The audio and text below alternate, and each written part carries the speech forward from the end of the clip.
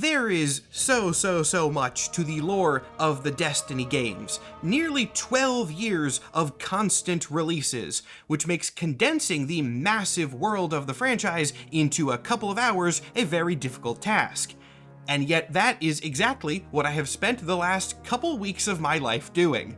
Today marks the end of that project. This video is the final part 7 of my Destiny Week miniseries. Over the last 6 days, I have posted 6 videos, each covering a different topic within the universe, in as much detail as I could reasonably fit without going insane from making all of this content myself. I have discussed the timeline, the characters, the magic system, the enemies, the species. I nearly lost my mind trying to explain how time travel works in this world, which I was technically not able to do, but I did my best, and it all comes down to this, a video in which I have so much more to do. Today's coverage is going to be formatted a little bit differently as such, because it is not on one singular topic. I'm actually going to be covering 4 in basically 4 mini episodes. Episodes 1 through 6 all covered concepts that were pretty easy to find throughout most, if not all, of the series' history, but Destiny also has a lot of important and yet more specific cases, things that were important but only during very certain times or places.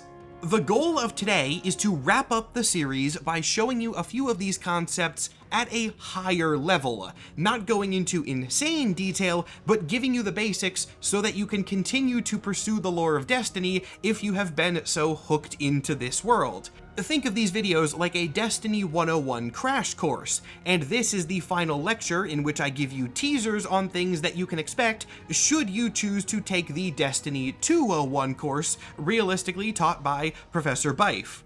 Even though I will be going through everything even quicker than usual, 4 topics is still quite a bit, so I need to get started. Without further ado, oh viewers mine, let's begin the final episode of my Destiny Week. Now, I am well aware that you have all been wishing that I would finally talk about the magical wish-granting dragons, and so your wish is going to be granted.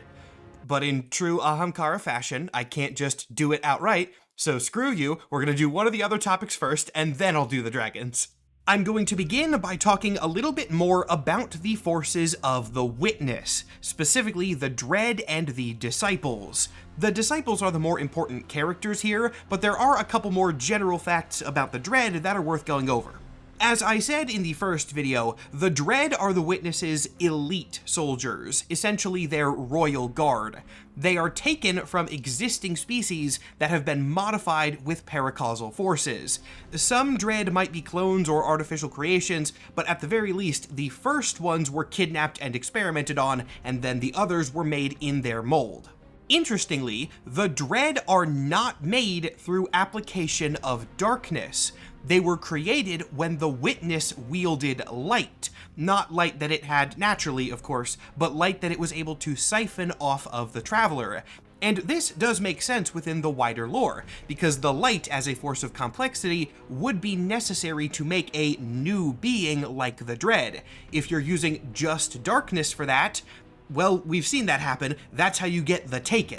The Taken are made when a darkness wielder, most notably Oryx, rips somebody out of the real world and thrusts them into a realm of pure darkness, where they come out simplified and bound to the will of their master.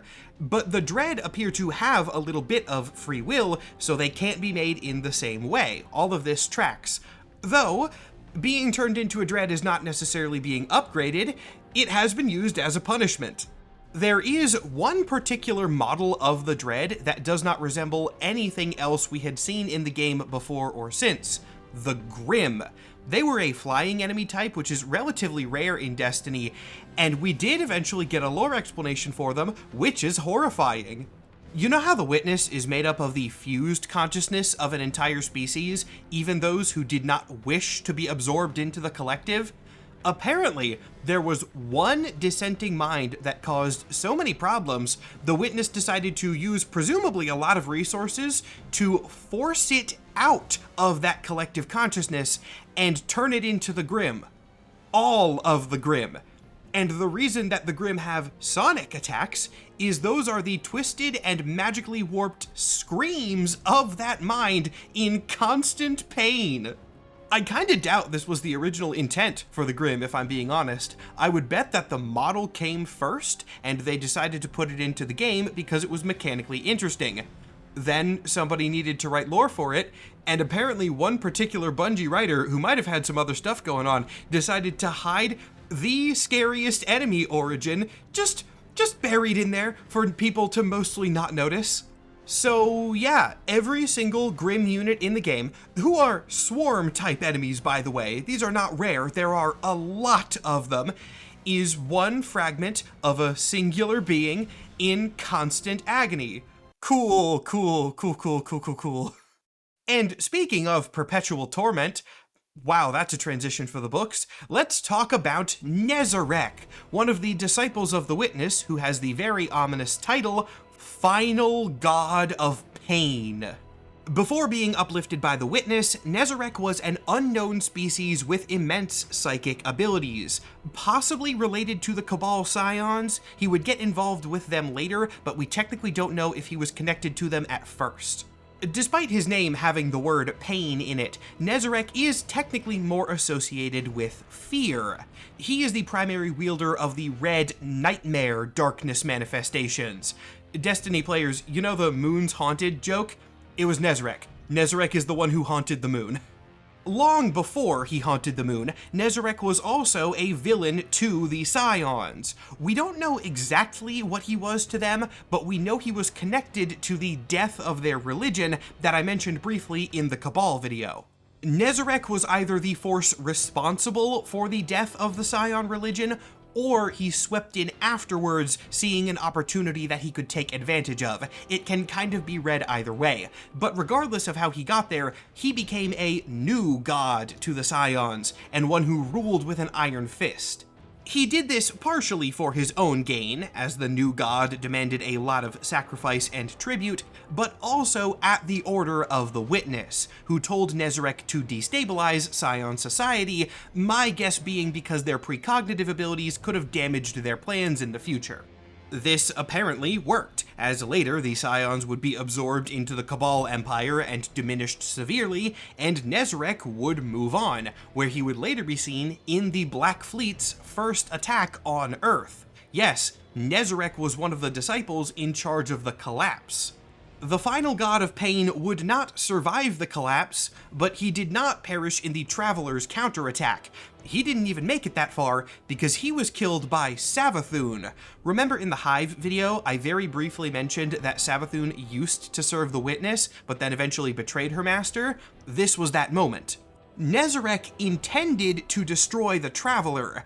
Whether he could have pulled that off is debatable, but that was his goal, and in that moment, the Witch Queen decided that the Traveler could prove useful to her in the future, which it definitely ended up doing. So she backstabbed Nezarec and then cursed his dying body so that he could not move on to any other form or afterlife. His consciousness would be forever bound to that corpse. So thank you to Savathun for saving everybody, I guess. She remains always playing the longest game ever. Nezarec's tomb was eventually uncovered by Elixni raiders, who cut up his corpse, like the British used to do to Egyptian mummies, and shipped the pieces of it around as magical artifacts. This is what the pirate-themed Season of Plunder was all about. A bunch of Elixni treasure hoards across the system had pieces of this ancient god in them, and since his consciousness was forever bound to those pieces, they were all cursed and causing a bunch of problems, so we had to get them all and use them to dispel said curse. He would since come back 2 more times, first as a raid boss, which is where I'm getting the images of him, and secondly, as a kind of a different type of mummy's curse. After the defeat of the second curse, he is theoretically gone for good, but they have been leaving it open that he could come back. Nezarec is one of those never truly dead type of villains. But Nezarec is kinda small potatoes compared to the first disciple of the Witness. First both in game terms, we fought him before any others, and first chronologically. This is the first disciple that the Witness ever uplifted, Rolk. The origin story of Rolk is a very intentional parallel to the story of Earth. He was born on the planet Lubrae, a large world blessed by the Traveler, and also one that only had a singular city. This city did not exist out of desperation like the last city of Earth, though. It existed for purposes of control. The city was run by an oppressive regime who wanted all Lubraeans to live under their rule, and so they would send out military forces to hunt down the nomadic clans that existed on the rest of the planet. Rolk lived in one of these clans. Rolk hated the regime, a trait he was raised in by his father, who was a defender of the clan well known for killing regime operatives with excessive levels of brutality. However, as his father aged, he mellowed out a little bit, still being a warrior, but one who was less set on bloodshed for the sake of bloodshed. Rolk went in the opposite direction. His hatred only grew. And sure, hatred for tyrannical leadership is completely valid, but unfortunately, Rolk was also independently psychopathic. He had a lot of things wrong with him, to such an extent that, well, here's an example. In one of Rolk's early stories, his clan is holding a small festival to honor the people that had died at the regime's hand, a very classical ceremony. And Rolk is so mad that his people are taking time to honor their dead instead of avenging them, that he lashes out and kills a kid's dog. So he got exiled, unsurprisingly. Everyone else in the clan was very scared of Rolk, but this did not stop him. Even though he was now on his own, he went on a one-man crusade against the regime, killing as many of their soldiers as he possibly could, and he got through quite a bit of them before eventually being captured. Ironically, though, it would have been better if he wasn't captured. Lubrae would have survived a lot longer if Rolk just got to be a psychopath by himself for as long as he wanted. Because one of the people that captured him was his own father. Rolk's dad, whose name was Raylik, had willingly defected to the city, bringing the rest of the clan along with him. This, in fairness, was not something that he was really happy about, but their clan was not doing well, and even though the city's rule was oppressive, quality of life and safety was far higher there. And Raylik was still operating as a freedom fighter behind the scenes. He was part of the city military, but largely for the goal of gathering information. Rolk, though, did not see the nuances of this. Outraged, Rolk tried to kill Raylik, leading to a battle and chase culminating in a confrontation between Rolk and both of his parents outside of the city. Importantly, and in another fun parallel to the city of Earth, the Lubrae city was surrounded by a giant chasm named the Abyss. The Earth city has a wall, this one had a pit. Rolk's parents, tragically, had realized by now that their son was too far gone, but also knew that they probably could not beat him in a battle. So, they accepted him. They went out to embrace their son, but when Rolk went to return the embrace, his own parents pushed him into the abyss, ending the threat of Rolk once and for all. Or so they thought. The monster survived the fall, barely, but he was alive, and shortly after was approached by the Witness, who had been watching these events from afar the entire time. The scene of Rolk interacting with the Witness for the first time is very ominous and well written. It's too long for me to narrate entirely here, but I do have to point out one specific moment. The Witness conjures up dark visions of all the atrocities Rolk had committed, and when Rolk finally begs the dark being to end this, asking why he's being forced to relive these tragedies, the Witness replies and asks Rolk why he wouldn't want to relive his greatest moments.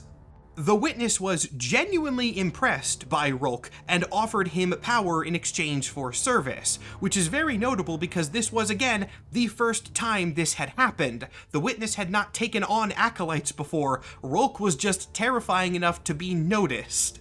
Rolk accepts, of course, and then single-handedly exterminates the rest of Lubrae, city and nomadic clans alike. At this point, he believed that all of his people were evil and all of them deserved to fall, and that is exactly what he made happen. The Traveler left, of course, yet another mark in its long history of collapses, but this would be the first collapse for the first disciple of the Witness.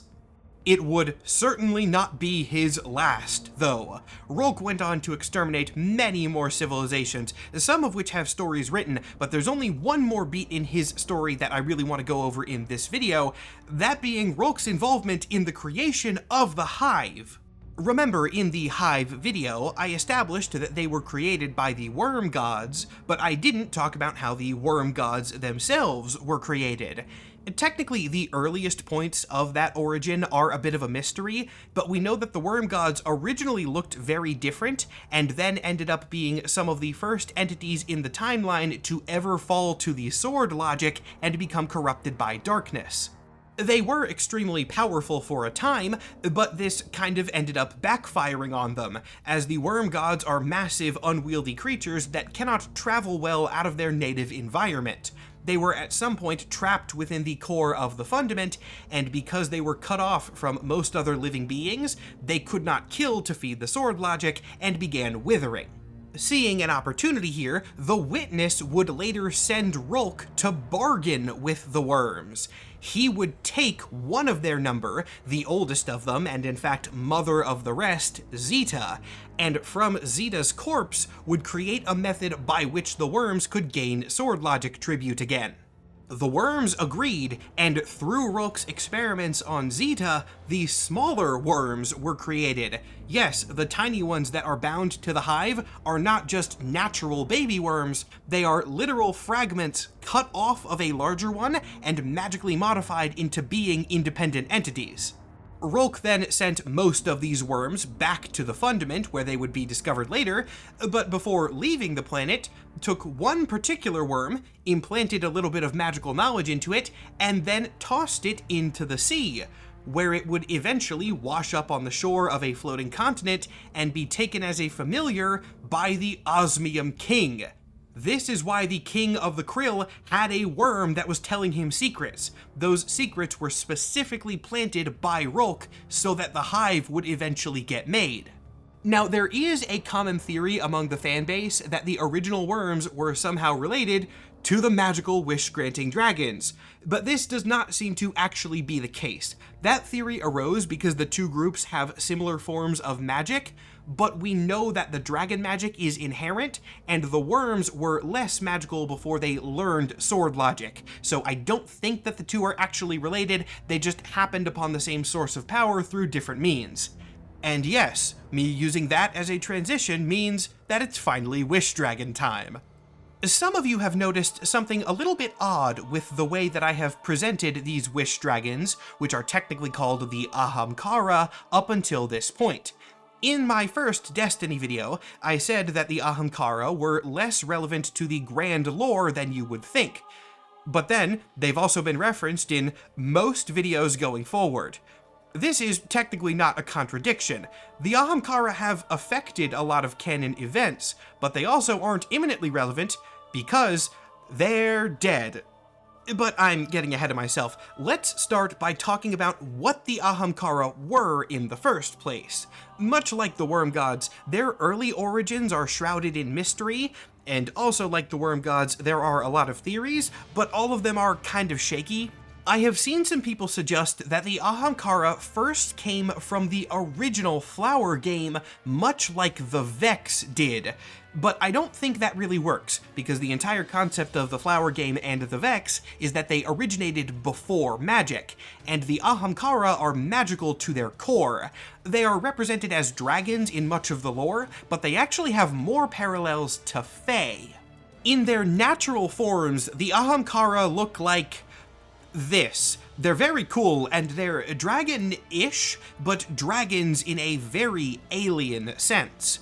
This is just their natural form, though, and they often look different as the Ahamkara are shapeshifters. They can appear as anything or anyone, even humanoids. Though interestingly, if you look at their reflections in a mirror, it will always show their natural state.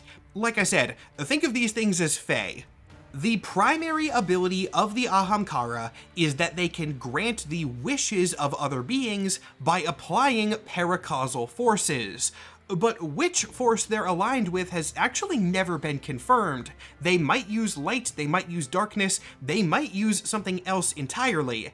If I had to take a stab at it based on the themes and application of Ahamkara power, I would guess light, but that is just my theory. The Ahamkara do this for food. Things are gonna get really weird really quick here, but in a very cool way, so hang on for the ride. When a being approaches an Ahamkara and makes a wish, the Ahamkara channels their magical energies through that being's desires to alter reality so that it matches those desires. This has the side effect of really screwing with the space-time continuum. The magic involved in these wishes instantaneously changes the timeline in a particularly chaotic way. Technically, all paracausal forces do this, but with other ones it's usually more simple.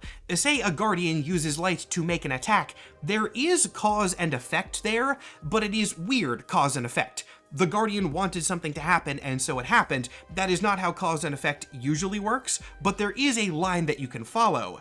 When the Ahamkara get involved, that line becomes twisty. One being is wanting something, and then that desire is getting filtered through another being that's more powerful, and then kind of looping back to the mind of the original being, and then expanding to reality from there. It breaks things. And when you instantaneously break reality, it messes up the quantum superpositions of particles in the local region. This quantum chaos releases energy, and that energy sustains the Ahamkara. Bungie writers, what the hell? How did you come up with this? I mean, I like it, it's interesting, but genuinely, how?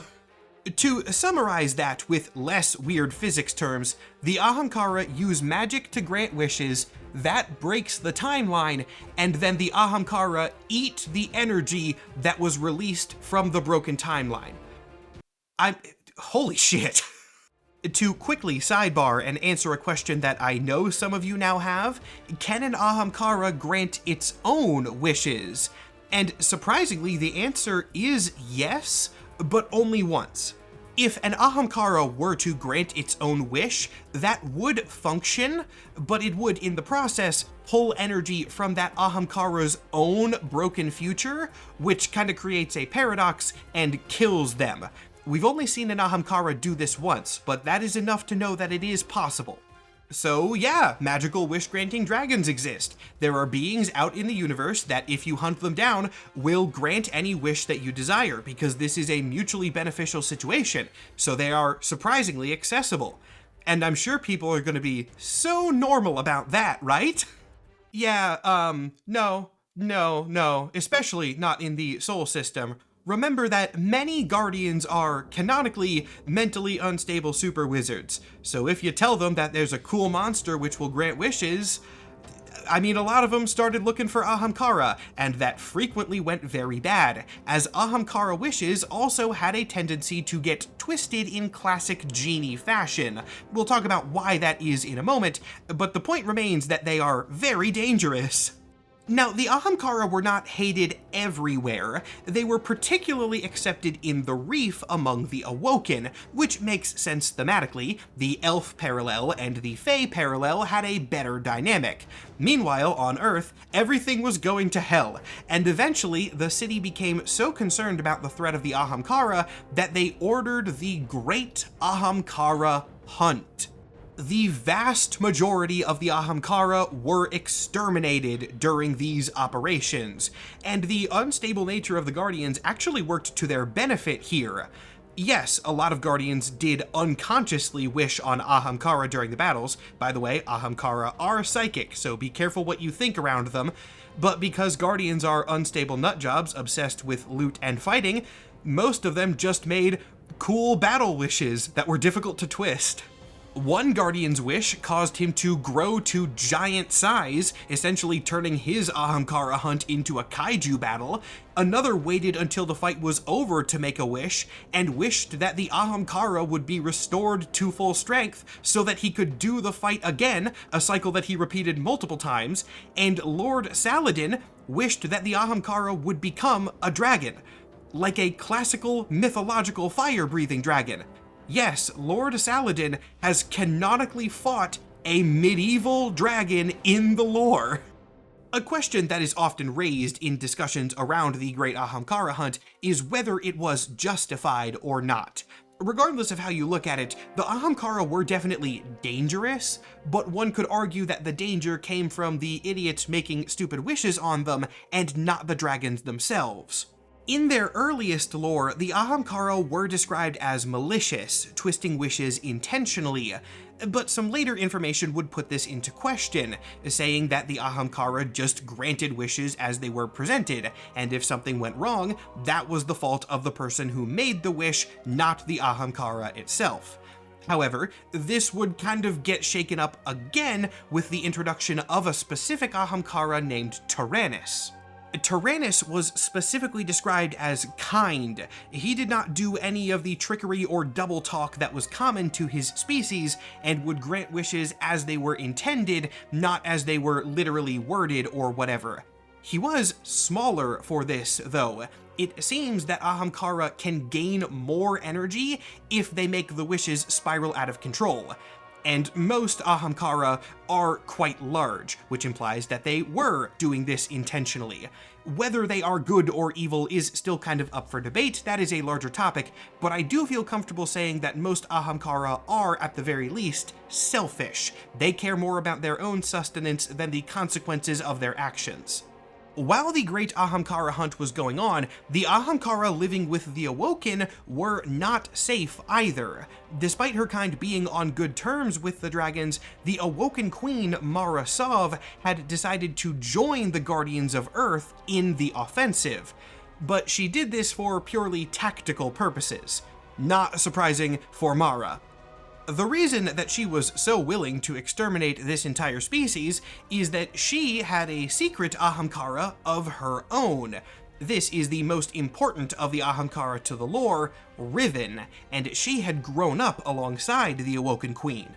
So when the Guardians said, hey, we're killing all the Ahamkara, Mara said, cool, and then just kind of hid Riven away for a little bit, so that she would end up with the last wish-granting dragon, which was an extremely powerful thing to have.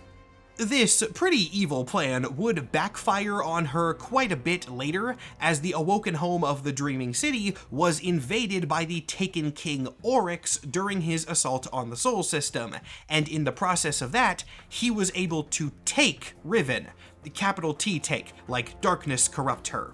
Fortunately for everyone who was not Oryx and his brood, Riven was still trapped within the Dreaming City. Mara had kind of planned ahead for something like this to happen, and had made a wish using Riven to trap the dragon inside a fortress specifically designed to contain her. So while Oryx was able to take Riven, he couldn't really access much of her power. When Oryx was killed, Riven's paracausal nature allowed her to regain some of her free will, though she was still twisted and corrupted. She ended up being the Ahamkara that worsened the corruption of Awoken Prince Uldren Sov, and also granted his wish to save the Elixni Fikrul, so she is responsible for the creation of the Scorn. See, Ahamkara spirits aren't really bound by physical laws. Since they have weird magic telepathy, they can reach out and touch the minds of other beings. This led to Riven making a brief but very devastating pact with Savathun. As usually happens with Savathun's plans, this had a lot of layers to it, but it essentially led to the Dreaming City getting stuck in a 3-day time loop repeating forever. The Ahamkara kind of ended up getting revenge for Guardians being stupid and battle-focused, because this time it was the Guardians that sealed said curse. They killed the caster and made a bunch of unconscious wishes. It was a whole big thing, but essentially, the Dreaming City is just kind of screwed now, and we don't know if that'll ever get fixed. Riven herself has been killed, though even that did not dispel her curse. She was the final boss of the Last Wish raid, but given the Ahamkara's weird relationship with existence, she has been temporarily brought back in a sort of ghostly form on a couple of occasions. And that leads to the way that the other Ahamkara have continued to matter in the lore, and affect things to the extent that they get brought up in every Destiny video, even though they were all exterminated a very long time ago. Ahamkara magic lives on in their bones. Their magic and consciousness is heavily diluted after their death, but it does still have tangible effects. So if, say, you took a piece of Ahamkara bone as a trophy after killing one, as many loot-obsessed guardians did during the hunt, that would continue to cause problems even after the near extinction. There are a lot of these bones floating around now, and not only around Earth. Over the history of the universe, the Ahamkara have popped up in a bunch of different places, which is how groups like the Cabal got their hands on them. But because of the way that Guardians are, there's a higher concentration around Earth, and a bunch of exotic armor pieces and weapons within Destiny as a game use Ahamkara bones, explaining their more enhanced powers. These bones have a tendency to begin whispering to the wearer if they keep them around for long enough, and this is one of the quickest ways to identify Ahamkara involvement. Whenever the Ahamkara are around, they will use the phrase, "O bearer mine." This goes into some really deep-cut Destiny lore that didn't matter too much to the game as it stands now, but was probably going to matter more at some point in the future: the Anthem Anatheme. The Anthem is like a magic spell philosophy kind of power. It's really difficult to describe, but as I understand it, it is essentially a method by which somebody can use their will to make change, to actually make that change with little to no midpoint between those steps. It takes one's desire to control reality and wields it like a force. It is kind of like a paracausal power, but seems to be on a higher level than that. It sort of operates like a primordial form of the sword logic. When the Ahamkara grant the wishes of others, they seem to be acting in service of those others, but because they refer to them as mine, they are exerting their control and dominance over the situation. Again, very Fae-coded. There's a lot of Fae themes with the Anthem Anatheme. It also can get meta at times. Thinking back to the Hive video again, I briefly mentioned that Savathun seems to want to escape Destiny as a video game and reach some sort of higher reality. She wants to do this through application of the Anthem Anatheme in a slightly different way. There's like 4 or 5 different ways that the Anthem is applied, and I don't have time to get into them here, but the fourth wall ones are crazy. Savathun might know about the fourth wall. We're really not sure how much she understands. She just wants to leave her current existence. But the Ahamkara, they definitely know where they are. They are for sure confirmed to know they're in a video game. This is known because of one singular lore entry in which the Ahamkara give a speech to the player of the game, ending with not "O bearer mine" in relation to the Guardian wearing them, but saying instead, "O player mine." But this isn't anything to worry about. They're all dead, right? The Guardians killed the majority of them during the Great Ahamkara hunt, and the few remaining were killed off later. There are still Ahamkara eggs around, though. The 2 specifically named Ahamkara I have mentioned so far, Riven and Tyrannus, have children, and that wish Tyrannus granted himself, which ended up killing him, that was during the Great Ahamkara hunt. His wish was that his eggs would be scattered to the far corners of the universe and survive the extinction. Those eggs have not yet hatched, and a lot of them have been broken, but I believe, though I admittedly could be wrong, that at least some of them are for sure still out there, meaning that more Ahamkara will be born. All this means that, funny enough, when I said a while ago that the Ahamkara weren't incredibly relevant to the lore of the games, that was still technically correct. Only one living Ahamkara has ever actually been seen over the course of playable Destiny, but this is a rare exception within the universe. They have mattered for a very long time before the games, and they will matter for a long time after. Destiny just happens to be set during a period of time where the Ahamkara are the least affecting to reality at large. This also happens to be a fitting way to describe the next group I'm going to be discussing in this video, the Dredgens. Now, I'm going to be very upfront about this. The Dredgens are very cool and do have a lot of lore, enough that technically I could probably fill a full hour on them alone. However, the Dredgens are unfortunately directly tied to the last arc of Destiny, which got cut off before it was anywhere near completion. And so because it is an inherently incomplete arc, in this introductory crash course style of video, I'm not going to explain everything since I can't finish. The Dredgens are basically a natural consequence of Destiny's magic system being the way that it is. In fact, some people who have commented on these videos but never played the games before have predicted the existence of things like the Dredgens just based on the lore that I've presented. Most Dredgens can be decently well described as light bearers who dabble in more sinister powers. And I don't just mean manifestations of darkness like Stasis and Strand. Those are more like tools. As long as the wielder is decently responsible, they can be used for multiple purposes. The Dredgens work with more directly evil powers, such as the sword logic wielded by the Hive. The first Dredgen was once a guardian named Rezel Azir. Rezel was powerful and especially brutal even when he was a good guy, and would become far worse after a fateful encounter with a Hive wizard below the surface of the moon. Something about this day convinced Rezel that the sword logic was the one true path to strength, and he began hunting and killing other guardians, absorbing their light into himself in the process. Once he had fallen deep enough into Hive philosophy, he abandoned his old name and became Dredgen Yor. This story is also the origin of one of the most iconic weapons from Destiny, Thorn. This gun was originally named the Rose, and it was Rezel's weapon, but it was corrupted alongside him, leading to its now far darker appearance. The tale of Dredgen Yor is badass, and I would highly recommend reading it for yourself. It is essentially a dark magic western. Yor is a formerly heroic gunslinger who has fallen to corruption, and over his adventures, he unintentionally creates his own nemesis, who later brings him down. It is a kick-ass storyline, and I'm actually not going to summarize it further here, because there's just no way that I could do it justice in the time that I have.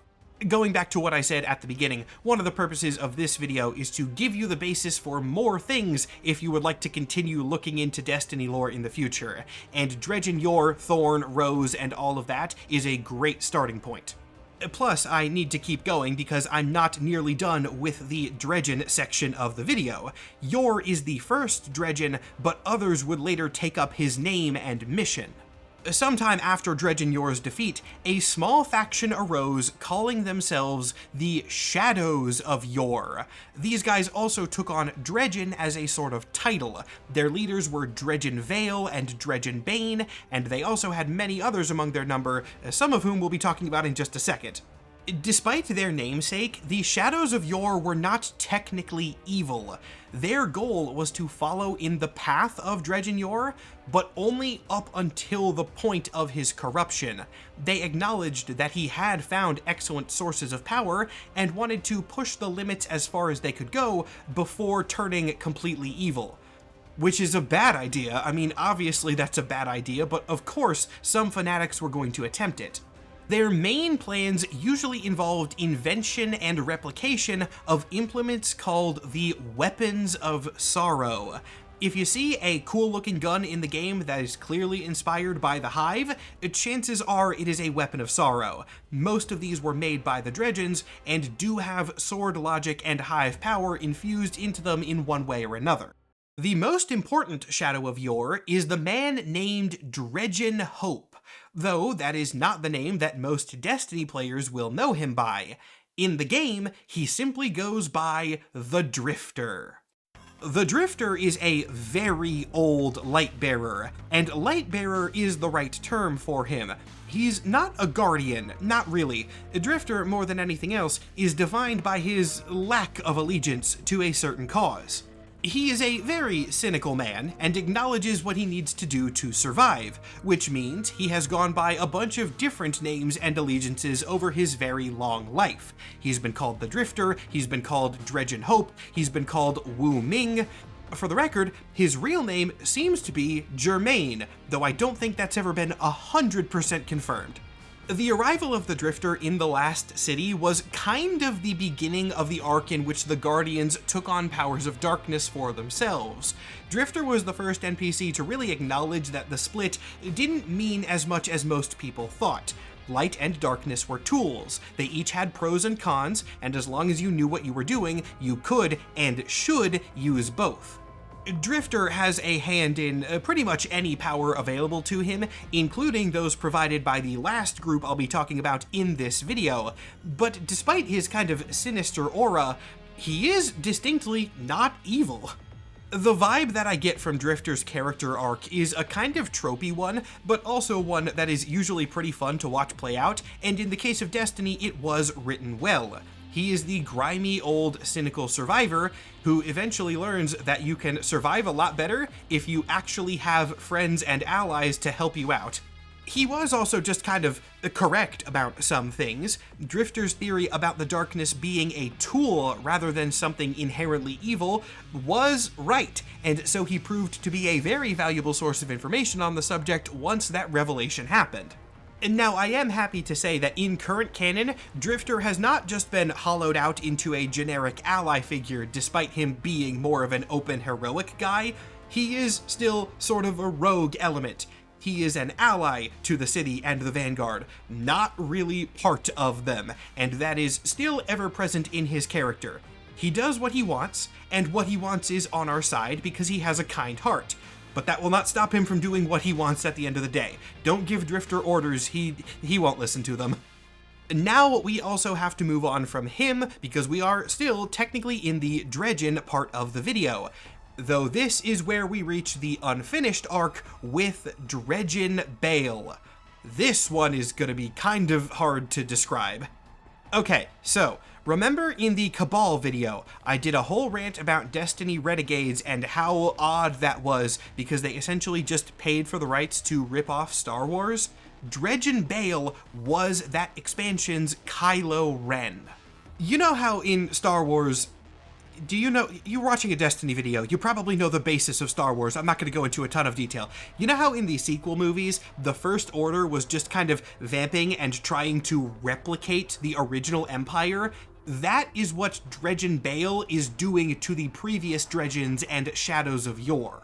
Bale is trying to breathe new life into the now defunct Shadows of Yore, but has no actual connection to them.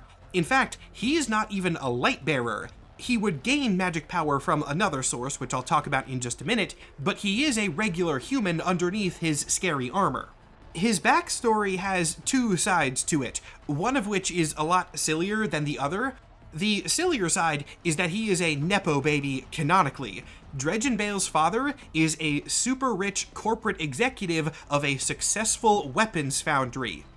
But his mother caused him some genuine trauma. Bale's mother died to an illness when he was fairly young, but then was raised as a guardian years later. Bale ended up encountering her as a young adult, but of course, she didn't have any memories of him. She did not recognize her own son, and this caused him to go a little bit crazy when it came to Guardians as a concept. Dredgen Bale does not believe that Guardians are actual entities. He thinks that they are philosophical zombies, empty, hollowed-out shells with no true consciousness in them being puppeted around by magical forces who are using them as weapons. This is an awesome villain motivation because it plays really nicely on the game's established lore. I could totally see how somebody would grow up with this ideology and vow to kill all the Guardians because of it, as Bale has done. Unfortunately, in the actual storyline of Renegades, he sure is their Kylo Ren parallel, and his personality from scene to scene is just Kylo Ren. They ripped it off wholesale. Anyway, in the plot of Renegades, Bale allies himself with the Cabal splinter faction, the Barent Imperium, and together they go and try to kill all the Guardians, which they do by using a weird and ill-defined power. Again, I'll get into Bale's magic in just a second, but he is eventually betrayed by the Drifter. Bale was taking on students in his attempt to resurrect the Shadows, and as an original member of the Dredgens, Drifter was welcomed in as a trusted advisor. But this was a double cross, and with Drifter's interference, Bale's plan was eventually taken down. But he survived and was presumably going to continue being a villain in the future, and now the game is cancelled. So yeah, I'm not really sure where Bale was going to go. He was cool in concept, weird because of the Star Wars of it all, and now he's done. And that brings us to the final topic of the video, and therefore the final topic of my Destiny Week miniseries, the 9. Where do I even begin with the 9? You know what? I'm going to start with some production information because that context is going to be really important here. The 9 have been present since the beginning of Destiny. Right from launch of Destiny 1, their influence could be felt by the presence of their agents. Most importantly, Xur, a special vendor who would show up on the weekends and sell you rare items. But for the first 10 years of Destiny, which is now called the Light and Darkness saga that revolved around the Witness as the primary villain, the 9 weren't really important. They were a weird, mysterious force that we got bare minimum lore on. What we knew was interesting, but they were always tangential. The 9 were present, but they were not connected to the Witness, so they were not the thing that we were focusing on. Then, with the release of the Final Shape expansion, the first 10-year story concluded. The Light and Darkness saga was over. And for some godforsaken reason, Bungie decided that they didn't want to just do Destiny 3 at that point. They decided to keep Destiny 2 going and try and begin another 10-year storyline called the Fate saga. And the 9 were major characters for that one. The Fate saga is where we got most information that we now have about the 9. They were this huge, overpowering, all-present force that was going to define the game for the next very long period. Expansions within the Fate saga include the first one, Edge of Fate, the second one, Renegades, and that's it. We got 2 out of the 10 years. So I'm gonna have to tell you what I can about the 9 based on about 20% of what we were supposed to get. Thankfully, we do at the very least know what the 9 are, so I can begin talking about their lore with that. The 9 are intelligent beings made of dark matter. Dark matter is... If that is a question that I could answer, I think I would be given a Nobel Prize for it. It is something that exists within real-world physics, but as a strange and very ill-understood theory. Theory, I think, is actually not the technical word for it. I think theory implies more solid proof. I don't know, I'm not a scientist. I explain lore of pop culture on the internet, but whatever. To try and summarize this as quickly as I possibly can, our current understanding of physics kind of doesn't work unless there is a big source of mass within the universe that we have not yet detected. For reality to work as we perceive it, there is something else out there, and dark matter is what physicists have kind of landed on to call this. There is a lot more to that, but again, I am not a physicist.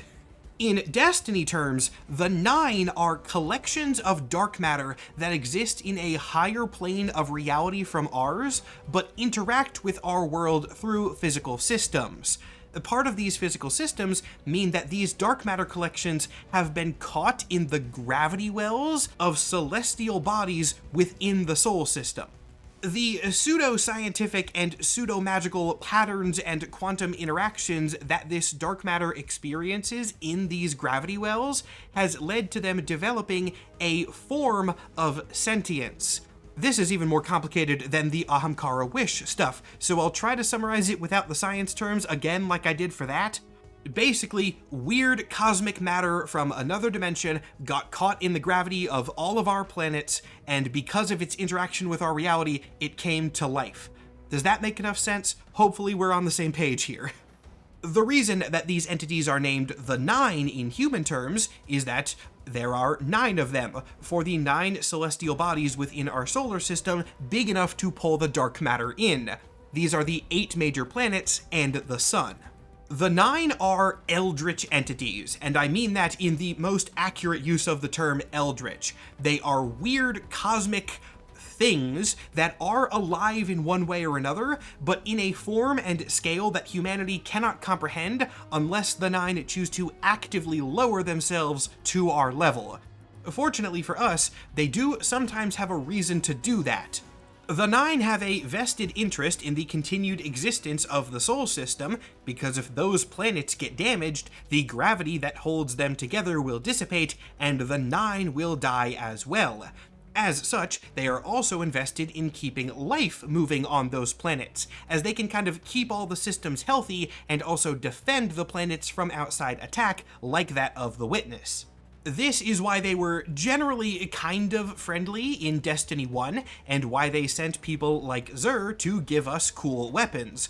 Xur, for the record, doesn't have as much lore as you might think. He is an alien called a Jovian, but one that has been heavily modified by the 9.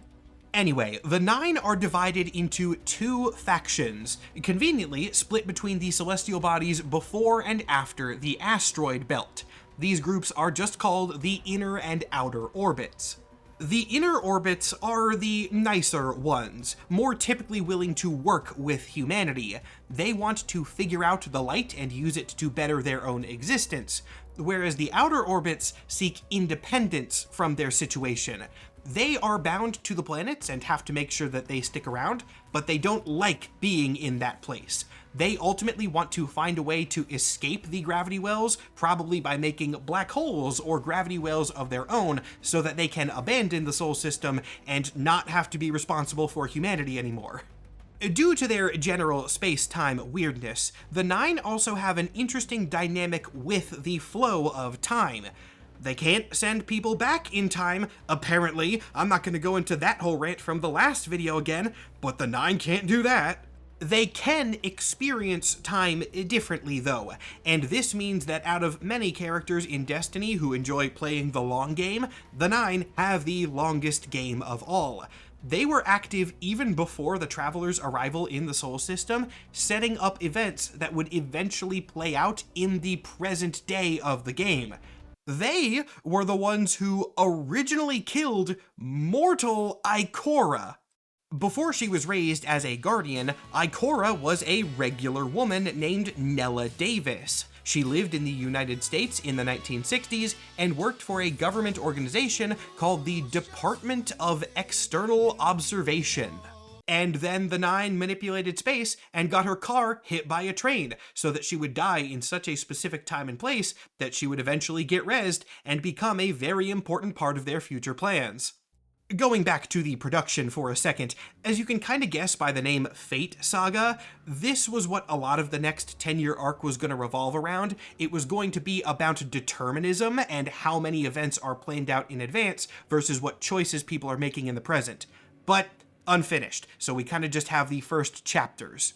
Really, the only other important thing that you need to know about the 9 is that they rarely, if ever, talk to humans directly.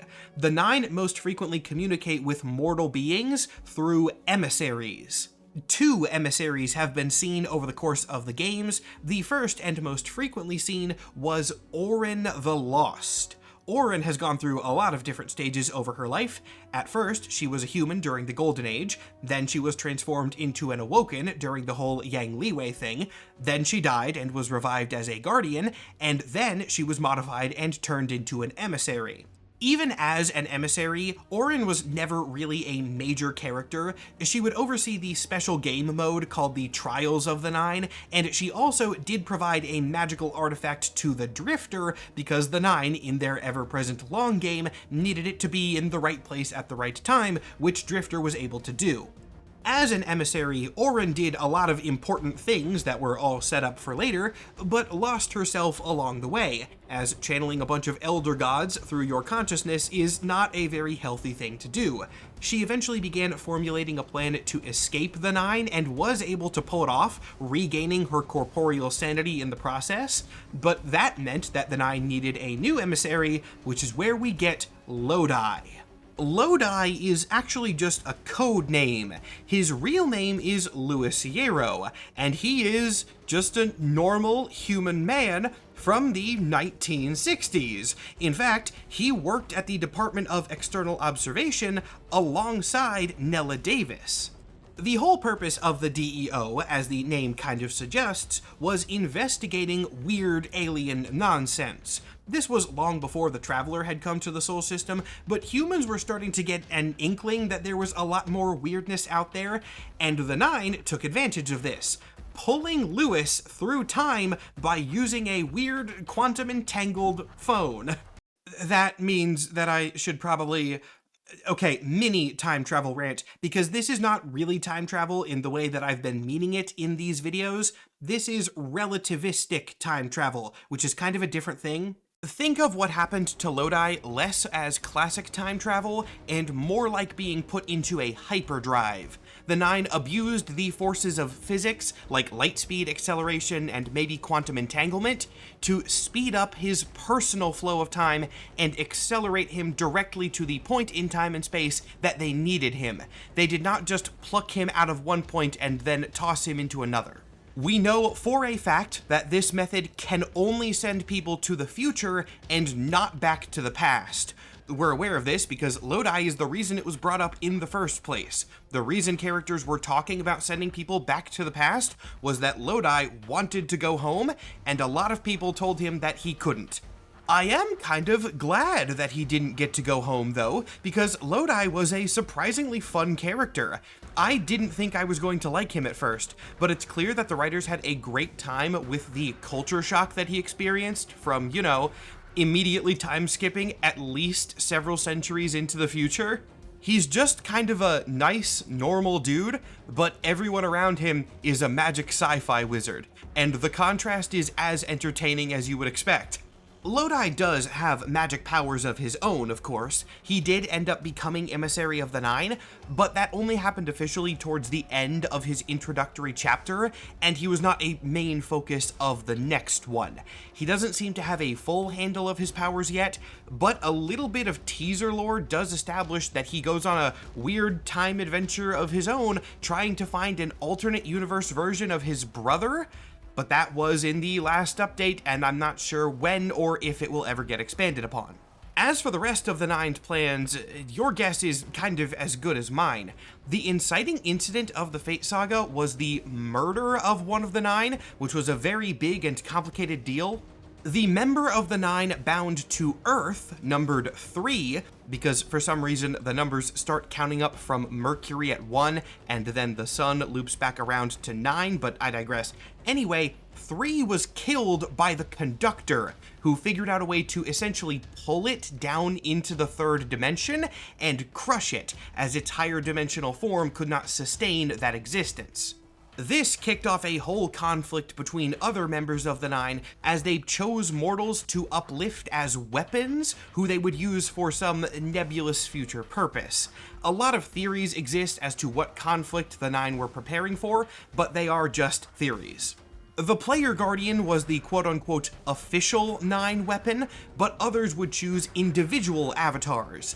That's what Dredgen Bale was. He was chosen as the avatar of 6 of the 9, and then he was fighting the Guardians so that he could become the true weapon. Thanks to 3's final message and a little bit of information gained from Bale's connection, humanity learned that the apparent way to stop the 9 from fighting each other was to bind them into mortals. This almost certainly would have been used as a pathway to create a new mechanics power for the game, one that was a third thing separate from light and dark. From the little we know, possibly called Eclipse.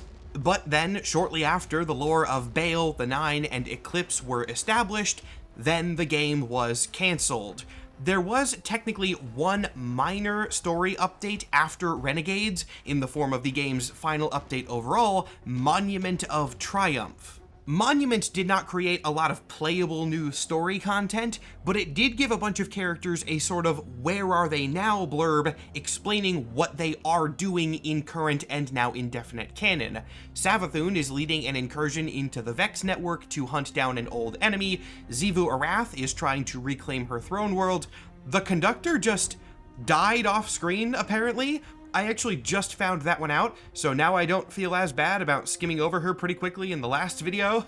There are many other similar blurbs like this, and a lot of them are decently cool, though I will say, maybe don't necessarily consider them fully canon if we get more content. They are canon for now, but I would imagine that a theoretical Destiny 3 might change some minor details of these, because they were really just tossed in at the end. Somewhat ironically, Monument of Triumph is generally considered by the fans to be a really good update. It came with a lot of quality of life improvements and just enough new content to make the game feel fresh again, so it is nice that the game ended on a high note. I will also clarify, Destiny 2 is still playable. The servers have not been shut down, and Bungie has said that they do not intend to do that. So, while there are no new things coming to the game, there is also nothing being taken away. It's a little bit repetitive, but it is a fun kind of repetition. Destiny and its world are basically stuck in a series of endless repeating patterns that are just gonna go on forever. Oh shit, did the Witness win? I hate to say this, but also think that it is, in its own way, extremely funny. There is a tremendous amount of irony in the way that Destiny has concluded. Because yeah, the Witness might not have survived until the end of the game's life. There were a good 2 years where it was not involved. But the ultimate plan of the final shape kinda did come to pass in one form or another. Destiny has kind of ended up as an allegory for itself. Look, there were a lot of factors that contributed to the downfall of this game and even Bungie as a company, but very few of them lie with the writers and developers and creatives. They're all corporate things. There was the content vaulting, there was the horribly handled transition from the final shape into the beginning of the new storyline, there was the Sony buyout. Oh god, the Sony buyout. This is a whole thing that I don't have time to go into fully, though I do know other YouTubers have made videos on the subject if you would like to hear a little bit more. But to summarize the worst of it, Bungie was an independent company for many years, and then was acquired by Sony in 2022. This deal was not shady per se, it seemed to be mostly above board, but there were definitely elements of it that were misleading, especially in terms of the then Bungie CEO, Pete Parsons, who seemingly intentionally worked the deal so that Bungie was overvalued, resulting in him personally getting a massive payout. I don't think that this alone is inherently wrong. If you want to work the situation to squeeze a little bit more money out of gigantic and pretty bad corporation Sony, more power to you. But in the years following, Bungie faced multiple rounds of massive layoffs, all while CEO Pete Parsons, honorary disciple of the Witness, spent millions on a classic car collection for himself. I'm not gonna say that Pete's greed was the only thing which led to Bungie's fall off. There were a lot of factors, but this was definitely one of them. Pete bought a lot of his cars on a public auction website. You can look at the records. He bought 25 obscenely expensive vintage vehicles while his company was floundering and hundreds of his employees were laid off, losing their jobs and livelihoods in the process. Screw you, Pete. I kinda doubt you spend your time watching Destiny videos, but I hope you see this because I want you to know that there are people out there in the world who don't like you. I hope you have to sit with that after the shit you pulled. Look, if you are the type of person who only cares about money, growing and amassing as much wealth as you possibly can, I genuinely think that you are no better than a Vex mind. And hey, while we're at it, if you are killing off the jobs of people so that you can absorb their resources into your own hobbies, well, that sounds like the sword logic to me. Maybe I'm projecting a little bit of my own belief system onto the themes here. I'll be self-aware about that. But while Destiny's core theme is about free will, I think the importance of creativity as opposed to greed is also something you can read from this. It's easy to think of the light as a creative force and the darkness as its opposite, but no, not really in this case. Memory and simplicity are just as important to the creative process as complexity is. Without those things reining it in, then your stories are just going to be wild and chaotic. The real enemy has always been greed and control. If you see these creative forces as purely means to an end, something that you can weaponize to bring yourself an eventual final shape, then you are the true evil.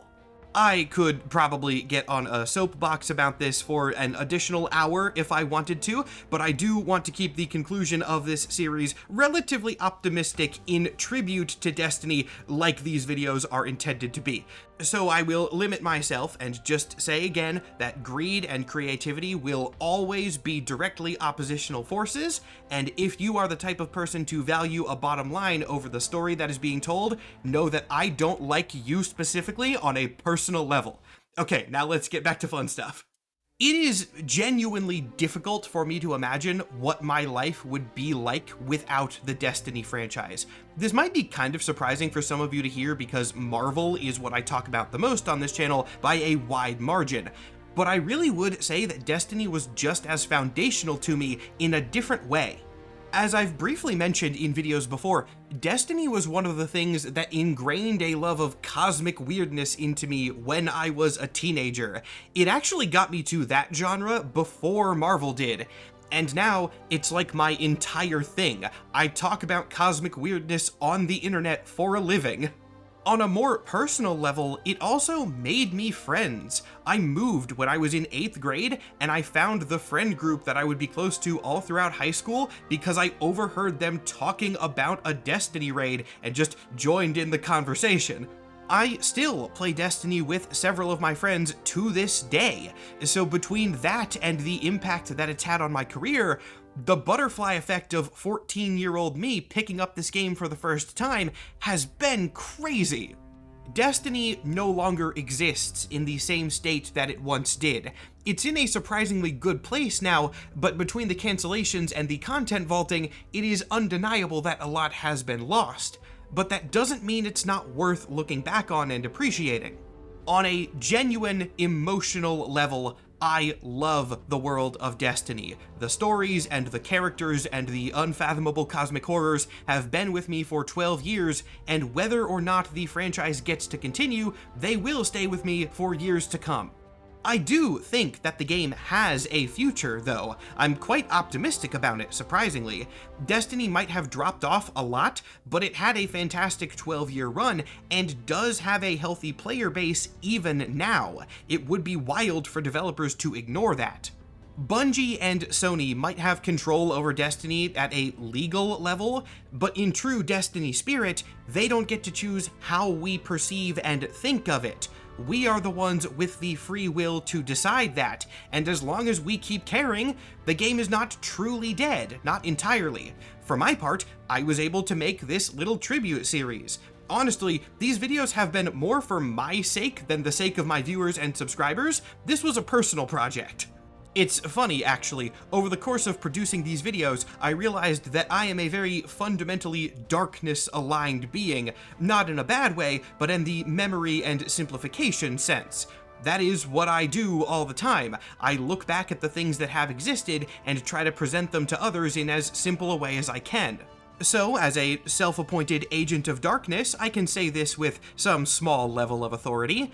I might not know where Destiny is going, but I certainly do know where it has been, and that is something that I will always appreciate. Whether we eventually get Destiny 3, or a remake, or spin-off, or something else entirely, I'll be there for it. See you in the stars, Guardians. Thank you all so much for watching, not just this video, but my Destiny Week mini-series as a whole. Like I said, this was more of a personal project than my usual content is, but I do still hope that you enjoyed coming along on this little journey with me. Speaking of that journey, this is the culmination of me making, let me check the numbers here, almost 8 hours of consecutively released content entirely by myself. I am quite exhausted, so let me get through this conclusion just for the sake of doing it, really. If you've watched this video, I'm gonna assume you've watched my conclusion at least one other time, but I will, as I've been doing each time, still shout out my name is Bife. He is the best Destiny lore knower out there, which is even more important than it was now that the game has concluded. Go check out his other work if you're interested in the concepts that I've presented. He should be able to give you a lot more cool story.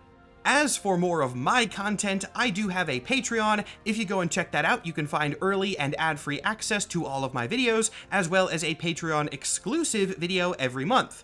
The next Patreon exclusive is actually going to be a bonus episode to Destiny Week on Telesto. That means absolutely nothing to people who haven't played the games, but if you're a diehard Destiny fan, you know that's gonna be really funny. And if you're not a fan, trust me, it's gonna be really, really funny. My username over on Patreon is the exact same as it is here. There's also a link to that in the description of this video and on my channel page, so it's very easy to find. And extra double thank you to everyone who already supports me over there. It really does help me keep making these videos for you guys. And of course, Ruben, the artist I work with for these videos, he drew the poses of the character that's been talking at you for the last week, so go and check out his work if you have a chance. New poses drop next episode. I already teased one of them because there was an opportunity that was too good for me to miss, but they will release officially in the next one. And with that, not just this video, but Destiny Week overall comes to a final close. And with its closing, I'm actually going to go play Destiny. You'd think I'd be burned out on it by now, but I've spent most of my time over the last couple weeks talking about the games, and I would like to get back into playing them, so I am finally going to do that, and I will see you all later.